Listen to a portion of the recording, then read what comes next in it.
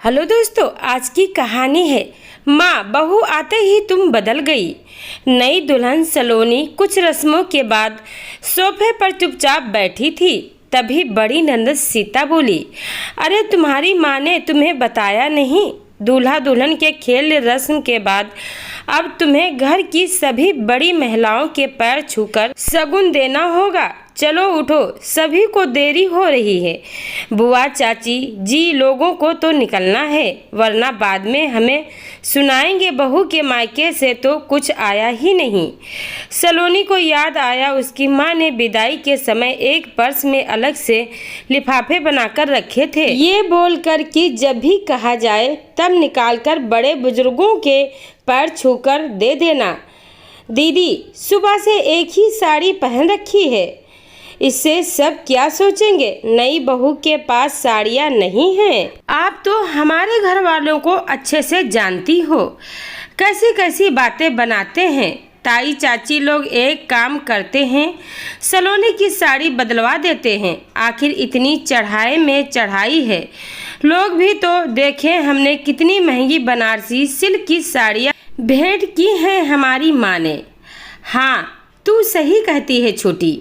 चलो सलोनी, मैं तुम्हारे लिए भारी साड़ी और जेवर निकालते हैं, वहीं पहनकर पैर छुआई की रस्म करना। दोनों ननदों की बात सुन सलोनी चुपचाप अपने कमरे में चली गई। जेठ की गर्मी में जहां अच्छे अच्छों का पसीना छूट जाता है, वहां सोचो नई दुल्हन के क्या हाल होंगे। लहंगा, भारी साड़ी, दो दो चुन्नी, गांठ जोड़ा, भारी चुभते जेवर, करती क्या किससे कहती। नई बहू थी और यहाँ तो जब से शादी तय हुई है तभी से दोनों नंदों का राज शुरू हो गया। सास शारदा के तेवर अभी पता नहीं थे, क्योंकि शादी का सारा कारोबार दोनों ननद रानी सीता नीता ने उठा रखा था। दोनों ननद सलोनी को कपड़े जेवर कौन से पहनने हैं, कैसे तैयार मेकअप होना है, सब बताकर कमरे से बाहर आ गई और अपने काम में व्यस्त हो गई। थोड़ी देर बाद जब छोटी ननद सीता उसे लेने पहुंची तो देखकर गुस्से में बोली, अरे सलोनी, तुमसे कहा था सीता दीदी के बताए हिसाब से तैयार होना, ये तुमने सस्ती भद्दी साड़ी क्यों पहन ली?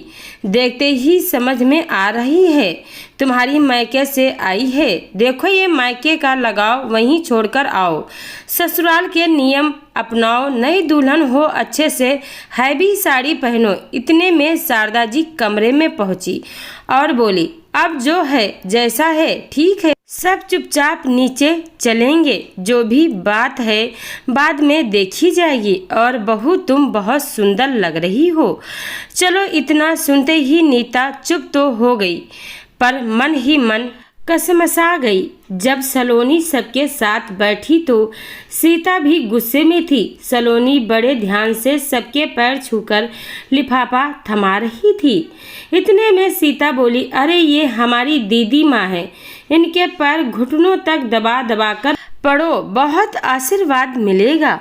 और ये दोनों बुआ भी बहुत बड़ी हैं, इनके भी पैर अच्छे से दबाओ, ये नहीं कि सिर्फ घुटना टच किया और हो गया। शारदा जी दोनों बेटियों को देख रही थी, कुछ अलग ही रंग ढंग हैं दोनों के। तभी सलोनी उनके पैर छूती है तो वो झट से उसे गले लगाकर कहती हैं, आज से मैं तुम्हारी सास से ज्यादा माँ हूँ, किसी बात की चिंता मत करना। उसके बाद उसने सीता दीदी के पैर छुए। नीता की तरफ बढ़ी ही थी कि शारदा जी बोली, इसकी शादी भले ही तुमसे पहले हुई है, पर ये तुमसे छोटी है, जिसके पैर नहीं गले लगो। और मैं चाहती हूँ सीता भी अपनी भाभी के गले लगे, ताकि प्यार और अपनापन बना रहे। ना चाहते हुए भी दोनों ने सलोनी को गले लगा लिया। अगले दिन बहू की पहली रसोई होनी थी। कुछ मेहमान चले गए थे, मगर खास लोग खाना खाने के बाद ही जाने वाले थे। सीता नीता दोनों ने सलोनी को रात को ही खाने का मेनू समझा दिया और कहा, वैसे तो उमा काम वाली तुम्हारी मदद कर देगी, मगर मीठा तुम्हें खुद ही बनाना है। और हाँ, पूजन से पहले चौके में कुछ भी जूठा गंदा नहीं होना चाहिए। ध्यान रखना, हमारी माँ ने हमें बचपन से ही सख्ती से नियमों में रखा है, इसीलिए हम समझा रहे हैं।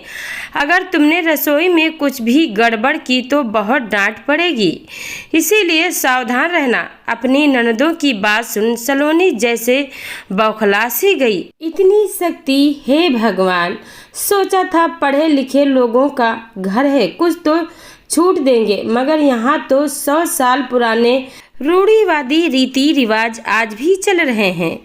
जब से इस घर में आई हूँ, ये नहीं होता, वो नहीं कर सकते हैं, इतने सारे नियम आखिर कैसे घर में मेरी पार पड़ेगी। मैं तो अमित से कह दूंगी, निभाने दो तुम्हारी माँ बहन को ये नियम, मुझे लेकर दूसरे शहर बस जाओ, मुझे नहीं रहना ऐसे सिरफिरे के संग। सलोनी सुबह जल्दी उठ गई अपनी पहली रसोई बनाने के लिए, या यूं कहें रात भर उसे नींद ही कहाँ आई थी। जैसे रसोई में पहुंची, साफ सफाई चल रही थी। शारदा जी बोली, इतनी जल्दी क्यों आ गई? अभी तो 7 बजा है, साफ सफाई करवा रही हूँ। 9 बजे खाना बनाना शुरू किया, 12 बजे तक आराम से निपट जाएंगे। वैसे भी यहाँ लंच 1 से 2 बजे के बीच ही किया जाता है। अब वो क्या कहती कि आपकी दोनों महान बेटियों ने जो धमकी दी थी, उसी को सुनकर पूरी रात बेचैन रही और सुबह नींद जल्दी खुल गई। फिर भी बोली, मम्मी जी कोई काम हो तो बता दीजिए, अभी निपटा दूंगी। और मीठे में क्या बनेगा? तुम इतनी चिंता मत करो, जाओ जाकर अपने कमरे में आराम करो, थोड़ी देर में चाय भिजवाती हूँ, उसके बाद जब कहूँ तब आ जाना। सास की बात सुनकर चुपचाप सलोनी अपने कमरे में चली गई। सुबह के 11 बज रहे थे। सीता नीता ने सोचा, चलो अब रसोई का मुआयना किया जाए। दोनों रसोई में पहुंची तो चीख उठी, सलोनी ये क्या कर रही हो? अभी तो भगवान को भोग लगाना है और तुम रसोई के कोने में बैठकर ठूस रही हो। यही सब सिखाया है तुम्हारी माँ ने। बाप रे, ये सब माँ ने देख लिया तो पता नहीं क्या होगा। तभी रसोई में शारदा जी आ जाती हैं। अरे क्या हो गया?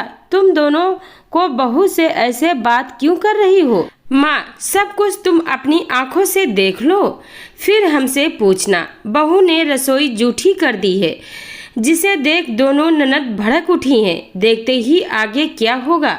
अच्छा तुम दोनों चलो यहाँ से, मुझे तुमसे कुछ ज़रूरी बात करनी है। और सलोनी बेटा, तुम आराम से खाओ और कमरे में जाकर तैयार होकर आओ। हाँ, तुम्हें जो पसंद हो वो साड़ी पहन लेना, गर्मी बहुत है, जो कंफर्टेबल हो वहीं पहनना। बोल अपनी दोनों बेटियों को अपने कमरे में ले गई। तब गुस्से में बड़ी बेटी सीता चिल्लाई, मेरा हाथ छोड़ो माँ, बहू के आते ही तुम तो बदल गई। देख नहीं रही हो वो क्या क्या कर रही है? आप बहू से डरने लगी। उसकी मर्जी से काम करोगी तो कल को 8-8 आंसू रोगी। अरे हम तो तुम्हारी मदद ही कर रहे हैं, इस घर के नियम समझा रहे हैं कि बहू को कैसे रहना चाहिए, ये बता रहे हैं, और एक तुम हो उल्टा सीधा किए जा रही हो। हम दोनों बहनों के लिए तो इतना अनुशासन रखती नहीं, आज खुद का अनुशासन खुद ही भूल गई। देखो तुम्हारी बहू ने चौका जूठा कर दिया, कुछ लिहाज भी नहीं है। हमने तो एक बार आपकी गैर हाजिरी में मैगी बना ली थी, कितनी डांट फटकार की थी आपने, और आज बहू कटोरी में भर भर के खा रही है, उसे रोका भी नहीं जा रहा है, उल्टा आप हमें चिल्ला रही हैं। आप तो दोगली निकली माँ, हमें आपसे ये उम्मीद नहीं थी कि बेटियों के लिए नियम अलग और बहू के लिए नियम अलग रखेंगी। छोटी बेटी गुस्से से बोली, बल्कि लोगों के घर में तो बेटियों को पूरी आज़ादी दी जाती है, मगर आप और आपके कड़े नियम कभी हमें चैन की सांस नहीं लेने देते थे, और आज आप अपनी बहू को इतनी छूट दे रही हैं। देखकर तो मेरा खून खौल गया। वो तो भगवान की दया रही, हम दोनों की इतनी अच्छी ससुराल मिली। छोटी तो अपने पति के साथ बाहर रहती है, मैं सास ससुर के साथ रहती हूँ, मगर वो मुझे माँ बाप से बढ़कर प्यार देते हैं। हर तरह की आज़ादी दे रखी है, कपड़ा हो या खाना पीना कहीं भी रोक टोक नहीं करते। कहीं आती जाती भी हूँ तो पूछते भी नहीं। सच मायके से ज़्यादा सुख मिले हैं हमें ससुराल में। दोनों की बात सुन सलोनी जी बोली, मेरी प्यारी बच्चियों, मैं कुछ नहीं बदली। तुम खुद देखो, जब हम शिफॉन जॉर्जेट की साड़ियों में घूम रहे हैं तो उसको इतना भारी बनारसी सिल्क क्यों पहनाना? तुमने देखा नहीं, पूरा ब्लाउज पसीने से भीगा हुआ था। और रही रसोई जूठा करने की बात, तो सुनो, सारा खाना बन चुका है। मीठे का भोग मैंने लगा दिया है। जब मैं पूजा कर रही थी तब उसे चक्कर आ गया। मेरे पूछने से बोली, शादी की रस्मों के कारण 4 दिन से ढंग से खाना नहीं खाया और विदाई के बाद एक निवाला हलक में नहीं उतारा है। बेचारी ने अब एक बात बताओ, जो माँ अपनी बेटियों को भगवान के भोग से भी पहले खाना खिलाती थी, वो आज अपनी बहू को भोग लगाने के बाद खाना नहीं दे सकती। और मेरी लाडलियों, तुमने अपने सवाल का जवाब खुद ही दे दिया। मैंने तुम्हें इतने कड़े अनुशासन नियम कायदे में इसीलिए रखा ताकि तुम कभी भी अपनी ससुराल में ये ना सुनो कि तुम्हारी माँ ने तुम्हें कुछ सिखाया नहीं। मैंने हर तरीके से तुम्हें परफेक्ट बनाने की कोशिश की। और देखो, आज तुम दोनों घर ही नहीं, बाहर के कामकाज भी कितने अच्छे से संभालती हो। पूरे ससुराल में तुम्हारी वाहवाही होती है। तुम दोनों की सास पूरी शादी में तुम्हारी तारीफ करते नहीं थक रही थी। सास ही क्यों, मैं भी, क्योंकि तुमने अपने भाई की शादी कितने अच्छे से संभाली। मुझे तो पता ही नहीं चला कि कब शादी के कामों की शुरुआत हुई और वो कब आकर खत्म हो गई। मक्खन मलाई से तुमने सारा काम निपटाया। तुम्हारे पापा भी बहुत डरे हुए थे, कैसे होगा, क्या होगा, मगर देखो तुम दोनों ने कैसी निपुणता से सब कुछ संभाला। इसमें तो कोई शक नहीं। तुम तो मेरी दोनों बेटियां सर्वगुण संपन्न है, मगर अब जो तुम दोनों कर रही हो उसके दुर्गमी परिणाम घात हिसाब हो सकते हैं। नहीं नहीं, अपनी भाभी के मन में ऐसे कांटों के बीज बोगी, कड़वी बातें बोलोगी तो आगे चलकर जब मैं असहाय हो जाऊंगी या नहीं रहूंगी तो कभी अपनी भाभी से प्यार समर्पण की उम्मीद मत रखना। दोनों अचंभे से अपनी माँ की तरफ देख रही थी कि फिर शारदा जी बोली, क्या कहते हैं तुम्हारी भाषा में, first impression is last impression. आज तुम दोनों ननद इतना भयानक डरावना रूप दिखा रही हो। सोचो कल तुम प्रेम से बात भी करोगी ना तो उसे शक ही होगा कि आप दोनों इतने अच्छे से बात कर ही नहीं सकते। मैं चाहती हूँ, आज तक मेरी 2 बेटियाँ थी, अब सलोनी को मिलाकर मेरी 3 बेटियाँ हो जाएं। इसकी माँ ने मुझे शुरू में ही बता दिया था। पढ़ाई लिखाई के सिलसिले में हॉस्टल और पीजी में रही है। घर में काम काज में हाथ थोड़ा तंग है। और हाँ, माना मैंने तुम्हारे भविष्य के बारे में सोचा। मेरी नीतियाँ कुछ अलग थी। अब हर माँ एक जैसी नीति तो अपना नहीं सकती, क्योंकि परवरिश के कोई नियम नहीं होते। हर माँ अपने हिसाब से अपने बच्चों को पालती पोसती है। तो मुझे उसकी माँ सुषमा जी की बातों में भी कुछ गलत नहीं लगा। अब हम चाहते हैं कि सलोनी हमारे हिसाब से ढल जाए, तो उसे कुछ वक्त देते हैं, कुछ अपनी तरफ से समझाते हैं। देखना धीरे धीरे वो भी तुम दोनों की तरह निपुण हो जाएगी। मगर अचानक से उसे इतनी उम्मीद करना, बात बात पर टोकना झगड़े का कारण बन सकती हैं। इसीलिए संयम से काम लेते हैं। हम तीनों मिलकर उसे अपने घर परिवार के नियम के बारे में धीरे धीरे समझा देंगे। मुझे पूरा यकीन है जैसे तुम दोनों सीखी ऐसे वो भी सीख कर एक दिन मेरी दोनों बेटियों की तरह परिवार में सामंजस्य बैठ लेगी और हर जगह वह लूट कर ले जाएगी। सीता नीता दोनों एक दूसरे की तरफ देखती हैं। माँ की बात तो पहले भी सोने की तरह खरी थी, आज भी खरी है। ठीक ही तो कह रही हैं, हर जगह एक जैसी परवरिश नहीं होती। फिर हमारा भी तो कर्तव्य बनता है घर आए नए सदस्य के साथ प्रेम और सौदर्य से बात करना, ना कि बात बात पर ताने तज छीटा काशी करना।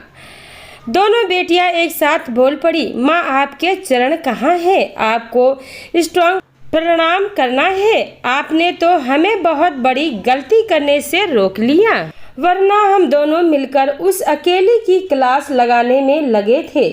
जो हमारी माँ ने हमारे साथ किया, हम उसके साथ करने की सोच रहे थे, जबकि जो भी हमारी माँ ने किया वो उनकी परवरिश थी।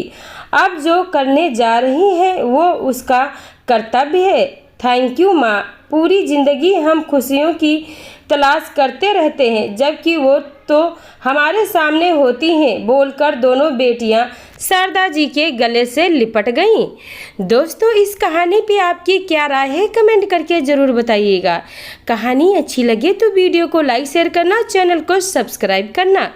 वीडियो को पूरा देखने के लिए बहुत बहुत धन्यवाद दोस्तों।